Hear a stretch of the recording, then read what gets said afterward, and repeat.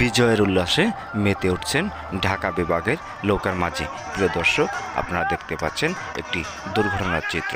একটি দুর্ঘটনা সারা জীবনের কান্না, কিন্তু এই দুর্ঘটনা কিন্তু সেই দুর্ঘটনা নয়। এ ধরনের দুর্ঘটনা শুধুই মাত্র ঘটে থাকে একটি নৌকা যখন আর একটি নৌকাকে চাপ দিয়ে দূরে সরিয়ে দেওয়ার চেষ্টা করে, ঠিক ওই মুহূর্তে। প্রিয় দর্শক, আপনাদের চোখের সামনে দেখতে পাচ্ছেন নগরকান্দা উপজেলার চরদরসর্দি ইউনিয়নের আশফর্দি গ্রামের অদূত কাজীর নৌকার সাথে গোপালগঞ্জের 3টি নৌকার টানটান উত্তেজনার নৌকা বাইচ। প্রিয় দর্শক, আপনারা যারা আমাদের এই ভিডিওটি দেখছেন দেশ বা প্রবাস থেকে, সবাইকে জানাই সাদর সম্ভাষণ।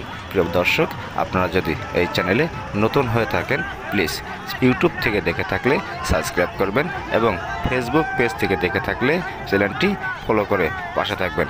এবং ভিডিওটি কেমন হয়েছে বা এই ধরনের ভিডিও আপনাদের ভালো লাগে কিনা সে বিষয়ে কমেন্টে মতামত করে যাবেন। ধন্যবাদ সবাইকে। আসসালামু আলাইকুম।